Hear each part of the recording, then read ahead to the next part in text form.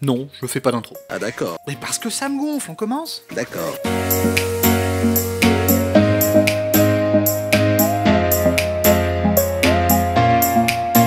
On parle encore de Platon. Salut. Ah, et bah t'as pris ton temps encore une fois. Oui, bah il en faut du temps, je suis désolé. Tu sais même pas ce dont on va parler, donc Eh bah vas-y, je t'écoute.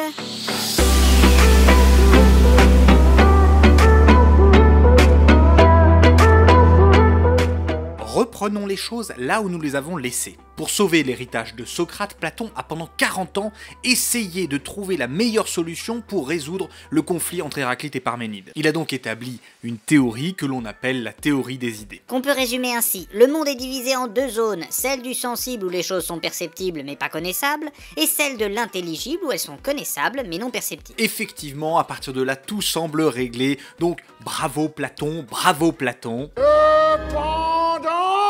Tu t'es barré la dernière fois en nous balançant juste le mot de participation, genre ça foutait tout le schmilblick dans le coltard, c'est quoi le problème? Le problème est le suivant, le sensible n'est pas l'intelligible. Jusque-là, ça va à peu près. Mais les idées portent le même nom que les choses sensibles. Elles sont dénommées au sujet de ce qui est sensible. Et merde, passez-moi l'aspirine. Ne panique pas et souviens-toi, ce carré rouge n'est pas l'idée du rouge, n'est pas le rouge en soi. Pourtant, je dis bien de lui qu'il est rouge. Pour exprimer cette nuance, Platon parle de participation du sensible au monde des idées. Je peux donc dire que ce carré est rouge, à condition bien évidemment de comprendre qu'il n'est pas le rouge en soi, mais qu'il participe à l'idée de rouge. Ok, ça passe quand même mieux avec une tisane, hein?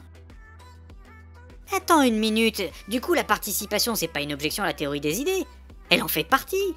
Alors, pourquoi est-ce que ça la ferait bugger? Justement, la participation fait partie de la théorie des idées.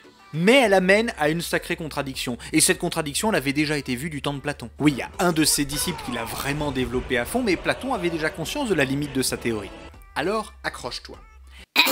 Mesdames et messieurs, les instants qui vont suivre vont essayer de synthétiser en des termes simples la plus importante objection formulée à l'encontre de la plus importante théorie de l'histoire de la pensée humaine. Nous vous conseillons donc d'être bien assis et de bien écouter. N'hésitez pas à réécouter si nécessaire et poser vos questions en commentaire si des incompréhensions subsistent.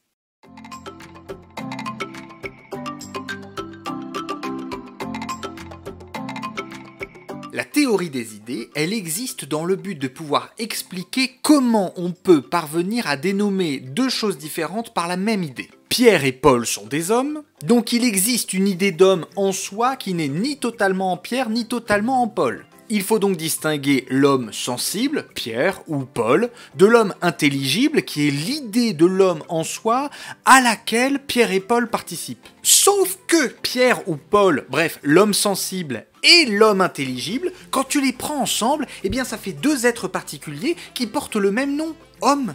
C'est compliqué, mais c'est compliqué. On a donc l'homme sensible, l'homme intelligible, il faudrait un troisième homme pour faire le lien entre l'homme sensible et l'homme intelligible. Et le même problème va réapparaître, puisque il faut l'homme sensible, l'homme intelligible, le troisième homme, et un quatrième homme qui viendrait faire le lien entre le troisième et les deux autres.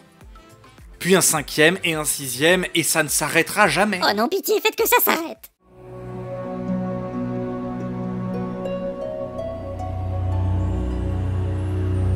Cette objection est dramatique pour la théorie des idées parce qu'elle manifeste à la fois qu'elle est inaboutie et d'autre part qu'elle est incapable de répondre aux problèmes qu'elle se proposait de résoudre. C'est-à-dire? Tout part d'un problème de dualité. On tourne autour de ces dualités depuis le début. Sensible, intelligible, raison, sensation, unicité, multiplicité, mobilité, statisme. C'est ça qui opposait Héraclite et Parménide, finalement deux visions du monde qui se cristallisaient autour de contraires qui s'opposaient. Et la théorie des idées de Platon ne vient absolument pas résoudre cette opposition, mais vient la sanctuariser, c'est-à-dire qu'il y a bien un monde sensible, un monde intelligible, et la nécessité d'un troisième terme pour à nouveau résoudre ces oppositions. Platon a finalement encadré le problème, mais ne l'a absolument pas résolu. Si tu veux une image plus parlante, Platon a envoyé Parménide et Héraclite chacun dans un coin, mais sans parvenir à résoudre ce qui les opposait. C'est ça, oui. Bon, mais tu as dit que Platon avait compris ce problème de son vivant. En effet. Donc j'imagine qu'il a cherché un moyen de contourner le problème. Non. Ah. Platon avait déjà essayé de contourner le problème et ça a été sa première erreur. Il va donc, à l'âge de 60 ans, se retrousser les manches et affronter le problème en pleine face. Alors même que Platon est au sommet de sa gloire, il est toujours intransigeant avec lui-même et il sait très bien qu'il ne peut pas se contenter de colmater les brèches. La seule chose à faire, c'est de tout reprendre. Tout. Tout. Oh non.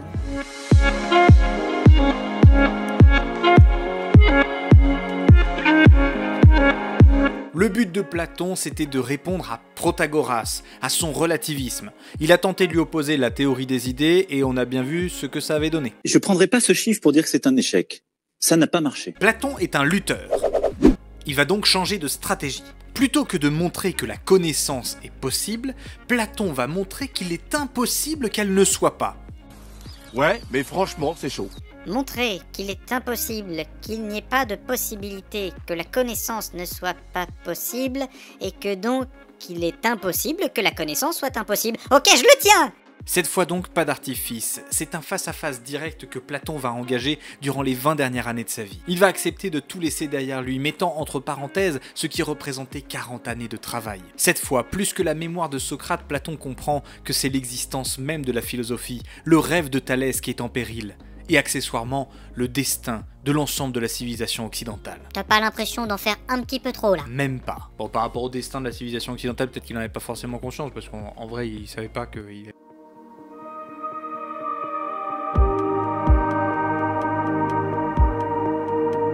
Platon reprend donc le problème de la connaissance à la base en épousant la thèse de Protagoras.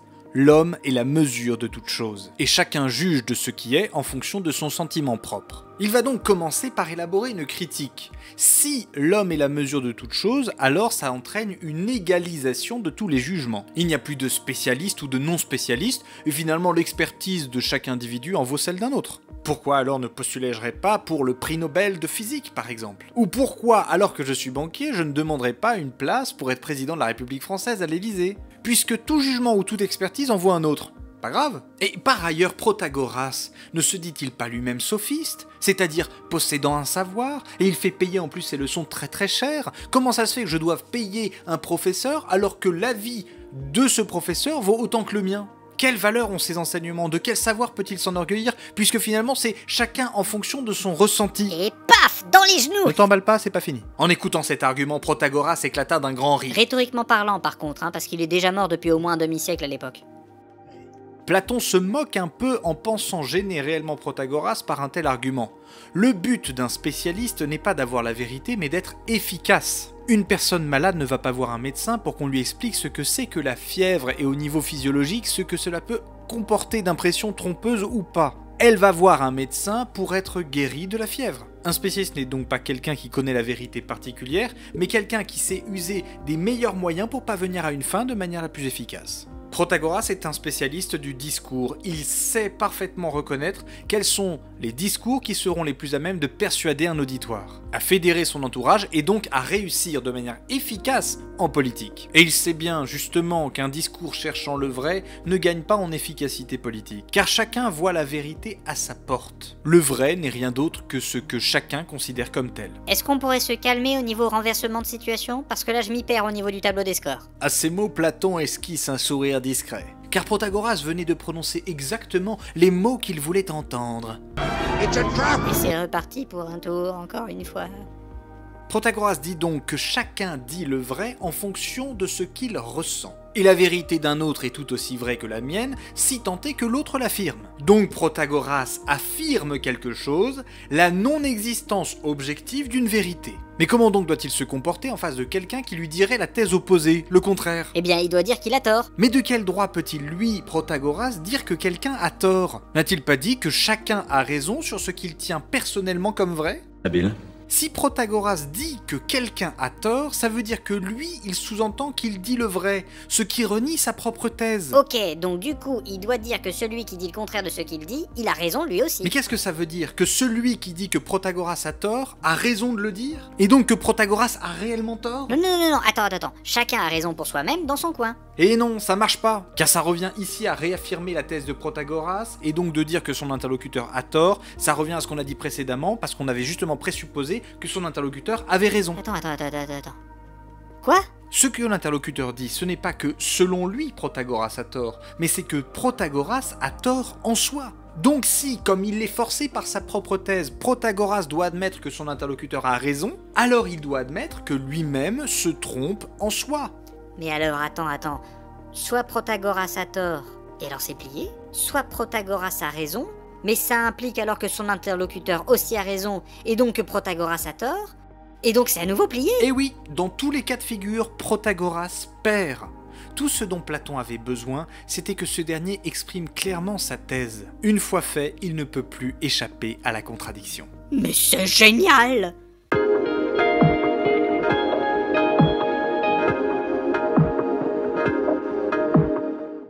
Platon est donc un modèle pour la philosophie, et pour tous ceux qui se lancent dans cette voie. L'amour de la sagesse ne suppose pas d'avoir toujours raison, mais de nous ajuster en permanence à ce qui est vrai. Les philosophes n'ont pas peur de se remettre en question, d'être dans l'incertitude et de reprendre tout à zéro, si cela les fait toucher un tant soit peu à la vérité. Le legs de Platon, c'est accepter le débat, accepter la remise en cause, et voir comme une bonté le fait que quelqu'un vous montre que vous avez tort. Il ne sert à rien de trop s'attacher à ses avis et à ses thèses. La seule chose que Platon veut nous dire, c'est que la vérité, on ne la possède pas, on s'y ajuste, on s'y attache, et finalement, on s'oublie dans cette amitié amoureuse où elle a la première place.